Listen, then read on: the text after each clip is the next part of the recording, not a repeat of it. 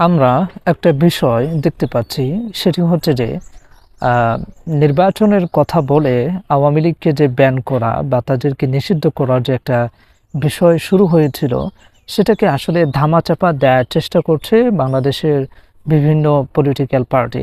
So এটাকে আমরা আসলে পজিটিভলি কোনোভাবেই দেখতে পারি না, কারণ আহ, যারা আওয়ামী লীগকে পুনর্বাসনের কথা বলে তারাও কিন্তু ফ্যাসিবাদের একটা অংশ।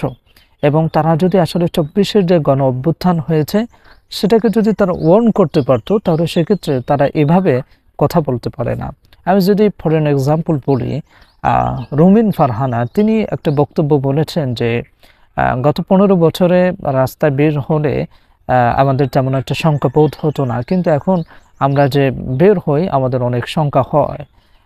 এরকম তিনি বক্তব্য দিয়েছেন। এটার বেশ প্রতিবাদও বাংলাদেশের মানুষ করেছে যে গত 16 বছরে আপনাদেরকে যুবলীগ থেকে শুরু করে যারা আছে তাদেরকে তারা আপনাদেরকে নিরাপত্তা নিয়েছে। এটাই তো মনে হয় আপনার বক্তব্য থেকে এই বিষয়গুলো তারা কিন্তু তুলে ধরেছে।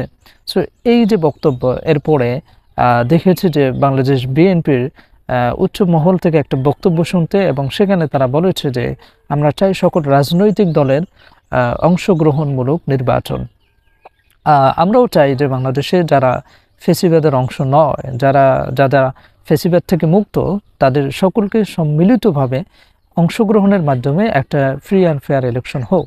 কিন্তু আমরা কোনোভাবেই পারি না বাংলাদেশ আওয়ামী লীগের মতো একটা ফেসিবাদী দল, জাতীয় পার্টির মতো একটা ফেসিবাদী দল, যারা গত 16 বছরে বাংলাদেশের মানুষের যে মানবাধিকার, যে গণতান্ত্রিক যে অধিকার, সেটাকে যারা হরণ করেছে। এই ইভেন 24-এর গণ অভ্যুত্থানে Hasina is killed 2000 people in Bangladesh. So এরকম একটা দলের নেতার নির্বাচন, সেটা আসলে বাংলাদেশের মানুষ কোনোভাবেই মেনে নিতে পারছে না। কিন্তু আসলে এই যে রাজনৈতিক দলের উচ্চপদস্থ যারা আছে তারা এইরকম কথা বলছে, সেই কথাগুলো বা তাদের কথাগুলো আমরা যদি একটু অ্যানালাইসিস করি, তাহলে সেক্ষেত্রে আমরা একটা বিষয় আমাদের কাছে উঠে আসছে, সেটি হচ্ছে যে আসলে আমাদের কাছে ক্ষমতা এটা হচ্ছে ম্যাটার।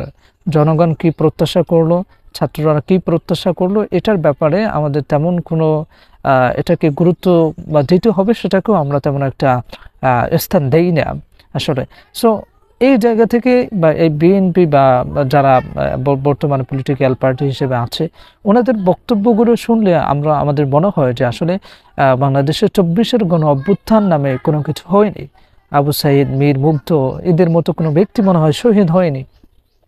সো এই যে যারা শহীদ হয়েছে, 24-এর গণ অভ্যুত্থান হয়েছে, তাদের তো একটা আশা ছিল যে গত 16 বছরে যারা বাংলাদেশে ফেসিবাদ ঘটিয়েছে, গত 16 বছরে যারা মানুষের মানবাধিকার, গণতান্ত্রিক অধিকারকে যারা হরণ করেছে, এদের একটা যথাযথ একটা শাস্তি হওয়া প্রয়োজন। এদেরকে বাংলাদেশে রাজনৈতিকভাবে নিষিদ্ধ করা প্রয়োজন। এর তাগিদেই কিন্তু আসলে তারা বাংলাদেশের 24-এর যে মুভমেন্ট সেটা কিন্তু করেছিল। আসলে শহীদ যারা, তাদের যে প্রত্যাশা এবং সেই আন্দোলনে যারা অংশগ্রহণ করেছে তাদের যে প্রত্যাশা, সাধারণ মানুষের যে প্রত্যাশা, সব প্রত্যাশাগুলোকে আসলে বিসর্জন দিয়ে এই কিছু পলিটিক্যাল পার্টি তারা শুধুমাত্র ক্ষমতার জন্য উঠে পড়ে লেগেছে।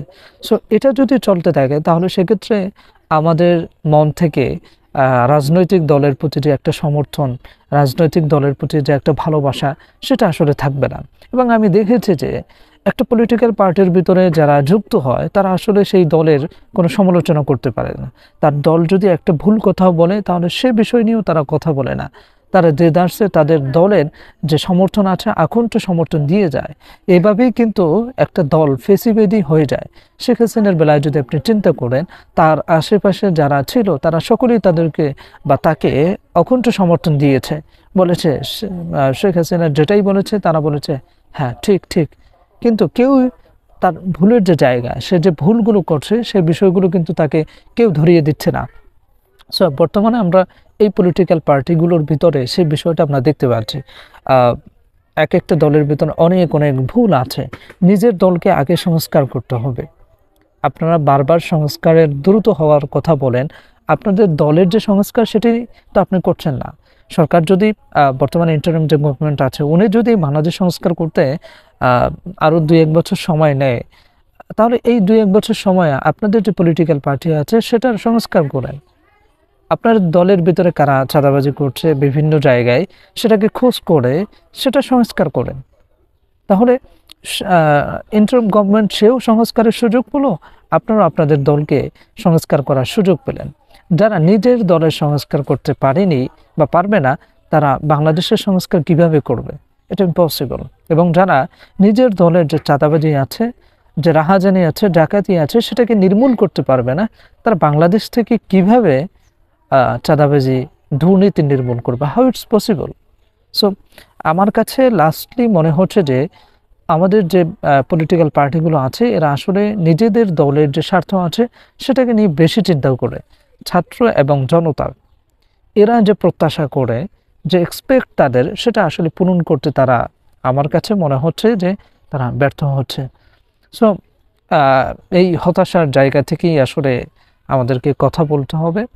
সো এছাড়া আমাদের আর আমরা তো পারি শুধুমাত্র কথা বলতে, কথা ছাড়া তো আর কোনো কিছু বলার মতো আমাদের বা কোনো কিছু করার মতো আমাদের তেমন অ্যাবিলিটি নেই। সো যতটুকু পারা যায় কথা বলে আমার দায়িত্বের জায়গাটা আমি পালন করি। সো সকলে ভালো থাকবেন, সুস্থ থাকবেন। আল্লাহ হাফেজ।